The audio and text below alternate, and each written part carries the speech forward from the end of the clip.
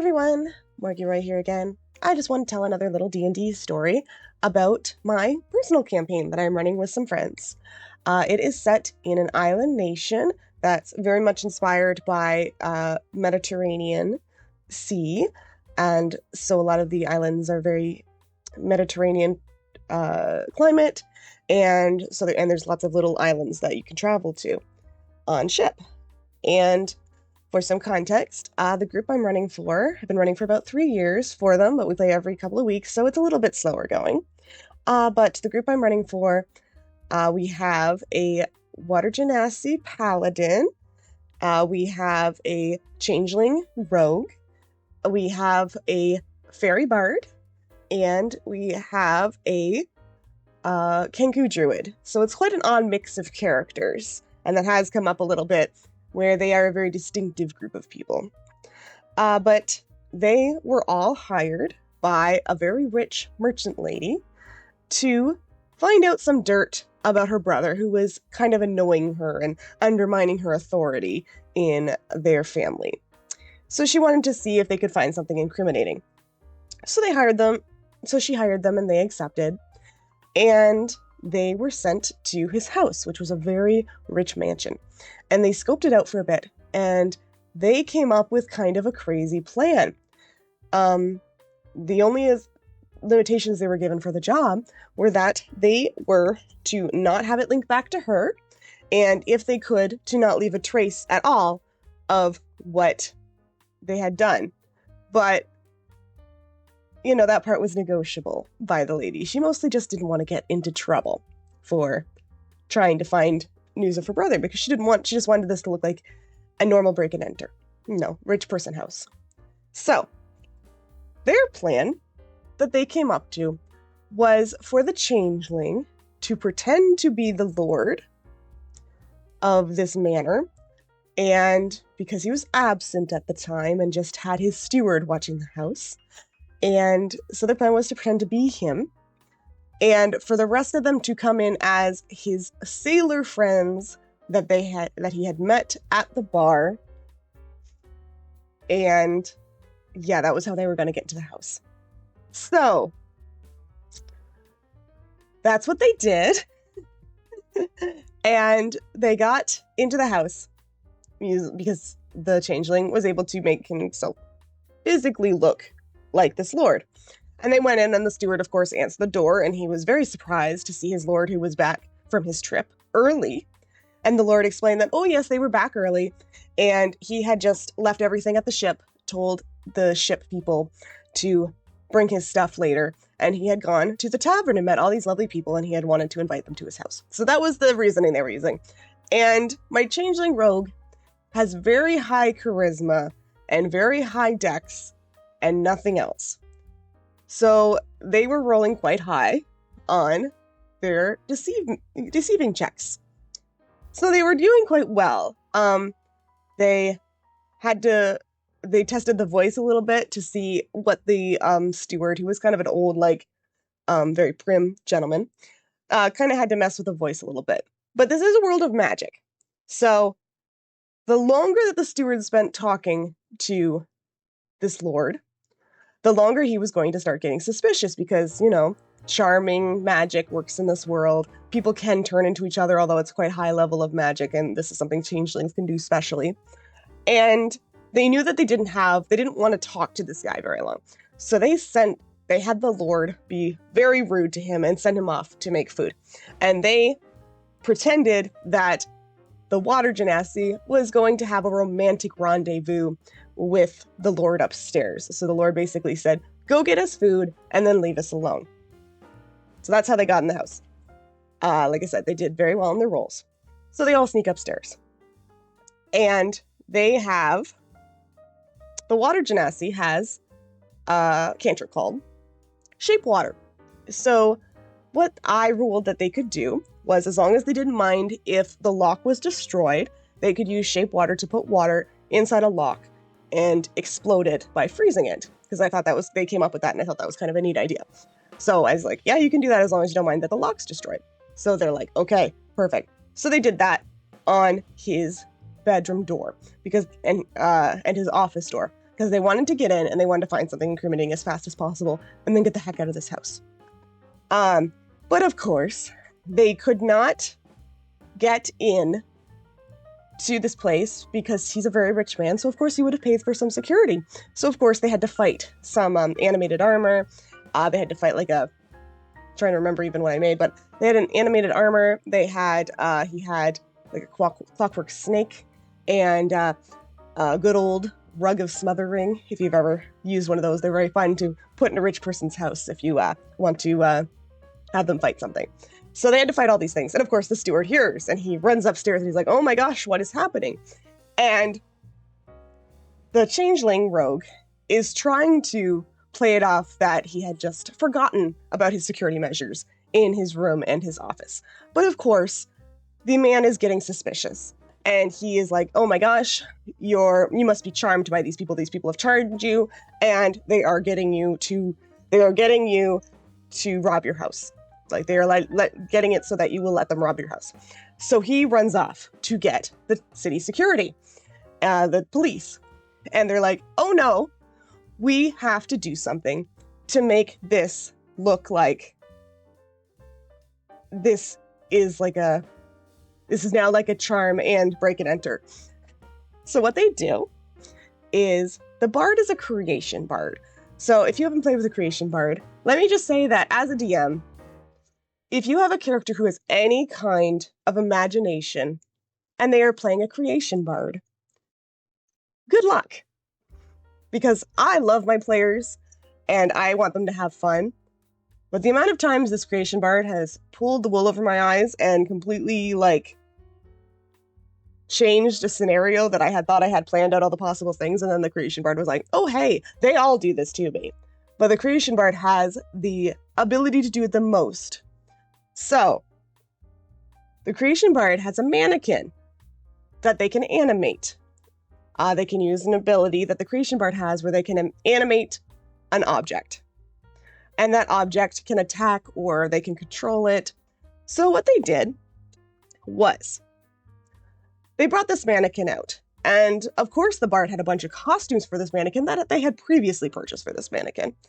And they brought that out and they dressed it all up in clothes very quickly. They didn't have a lot of time. So they dressed the mannequin up to look like, I think, very similar to Tuxedo Mask from Sailor Moon. And then the bard used a spell to make it look like there had been 3 figures over the Lord, and the changeling pretended to be knocked out on the floor as the Lord. That the steward was trying to rescue from these people who had charmed him. So, steward comes back in. They see 3 shadows over the Lord's body. The rest of them have gone out into the window and stealthed. So they are hidden up on the roof. So what they did was they got up on the roof, they hid, and the old man came in and said, there they are at the end of the hall with this broken door. They saw 3 shadows, and the 3 shadows disappeared, and behind in their place was this Tuxedo Mask mannequin.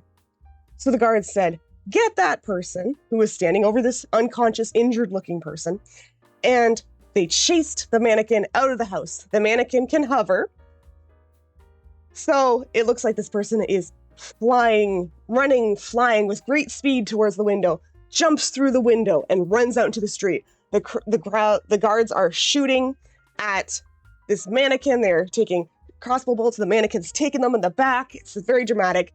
And the mannequin jumps out into the street and runs off into the buildings. And of course, the guards are like, oh, they jumped out the window. Let's go get them. So they go running off. And the steward is waking up the changeling who is pretending to be the Lord. And the changeling rogue is like, oh my gosh, those people, they messed with my head. They made me bring them here.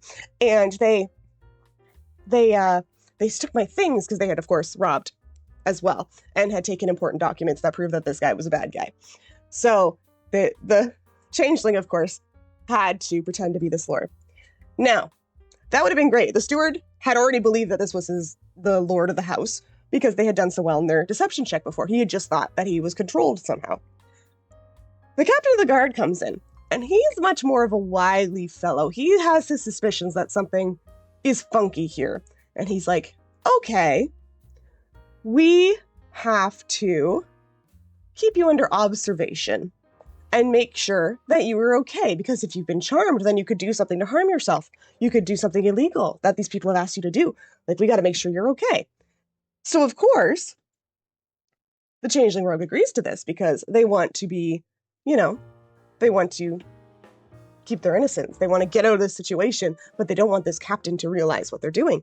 So, the Changeling Rogue, doesn't have to turn back out of this form. They can stay as this lord for as long as they want because they're a changeling. It's a very special ability, and it's a physical change. They are physically this person. And most spells that allow you to do that have a time limit, and that's what this captain was thinking. Like, oh, if this isn't really him, and we keep an eye on him, he's going to have to turn back if he's an imposter. So they keep him overnight for observation to make sure he's safe. He's not going to harm himself because he's been charmed, big quotation marks. And of course, the Changeling Rogue is just sitting there and being like, I just have to stay awake all night. I can be like this guy the whole night. So he sits there. And the captain of the guard is watching them, being very polite, bringing him food.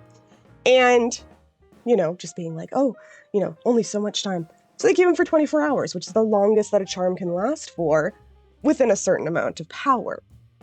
And nothing happens. The Changeling Rogue just sits pretty. The other people are gone.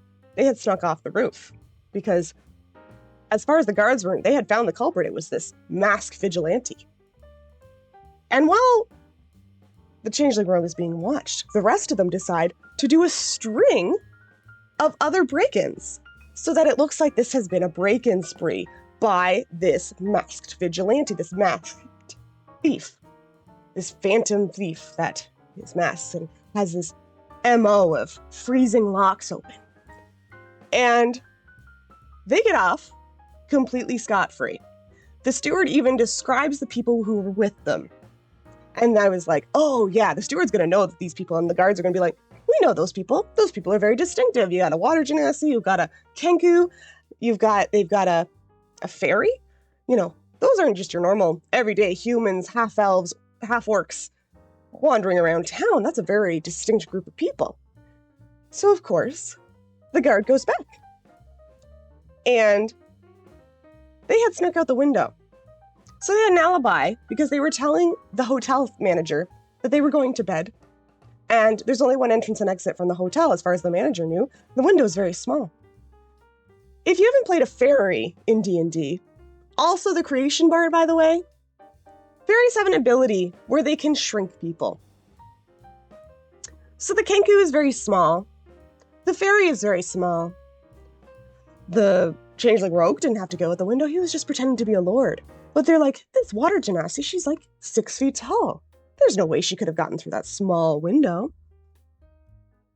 The fairy shrunk her, and they snuck out the window. So as far as anyone could prove, even if the captain of the guard had his suspicions about this unusual group of people, they were all scot-free. They had no way of proving that it was them.